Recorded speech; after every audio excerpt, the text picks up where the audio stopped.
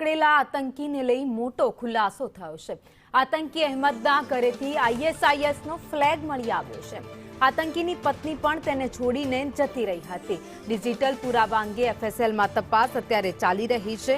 તો આતંકીઓને લઈ એક પછી એક મોટા ખુલાસા થઈ રહ્યા છે, જેમાં આતંકી અહેમદની જે ધરપકડ કરવામાં આવી હતી તેના ઘરે તપાસ કરતા આઈએસઆઈએસનો ફ્લેગ પોલીસને મળી આવ્યો છે। ટેલિગ્રામ પાસેથી એટીએસે ઘણી માહિતી પણ મેળવી લીધી છે।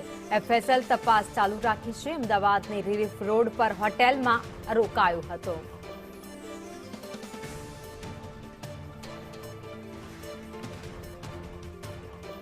આતંકીઓના સીસીટીવી ફૂટેજ પણ સામે આવ્યા છે। આતંકી સૈયદ અહેમદના સીસીટીવી ફૂટેજ સામે આવ્યા, જે રસ્તો ક્રોસ કરતો અને હોટેલમાં જતો દેખાઈ રહ્યો છે। વધુ અપડેટ સાથે સંવાદદાતા જિગ્નેશ પટેલ અમારી સાથે લાઈવ જોડાઈ ગયા છે। જિગ્નેશ, જે આતંકવાદીને ઝડપી પાડ્યો હતો તેમાં કેટલાક મોટા ખુલાસા થયા છે અને તેની પાસેથી જ્યાં રોકાયો હતો ત્યાં આગળથી આઈએસઆઈએસના ફ્લેગ પણ મળી આવ્યા છે।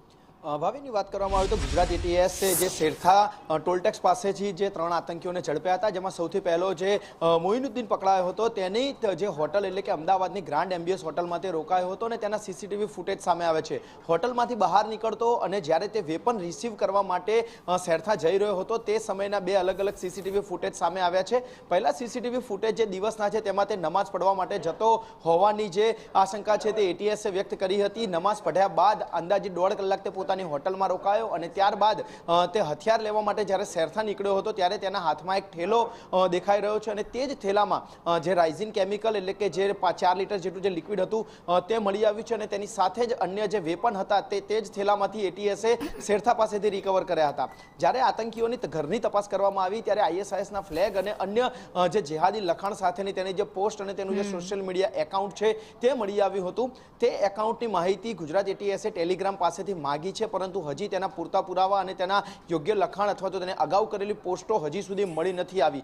જે કટ્ટરતાવાદ તેને 2023થી તેને જે માનસિકતા થઈ હતી તે કયા સંજોગોમાં થઈ હતી, સાથે જ અબુ ખજીદા અને અન્ય તેના આકાઓ છે તેના સંપર્કમાં તે આ જ કટ્ટરવાદી પોસ્ટના કારણે આવ્યો હતો અને તે પોસ્ટો તેને ક્યાંથી કરી હતી, કયા સંજોગોમાં કરી હતી, તે તમામ મુદ્દે હજી એટીએસ તપાસ કરશે। પરંતુ પ્રાથમિક જે રિમાન્ડ પૂર્ણ થતા જે 3 આતંકીઓ છે તેમને જેલમાં ધકેલી દેવામાં આવ્યા છે। તો આગામી સમયમાં વધુ પુરાવા મળ્યા બાદ એટીએસ ફરી એક વખત તેમની કસ્ટડી મેળવી અને આ કેસમાં વધુ કડક કાર્યવાહી કરે તેવી શક્યતાઓ જોવાઈ રહી છે। આભાર માહિતી માટે।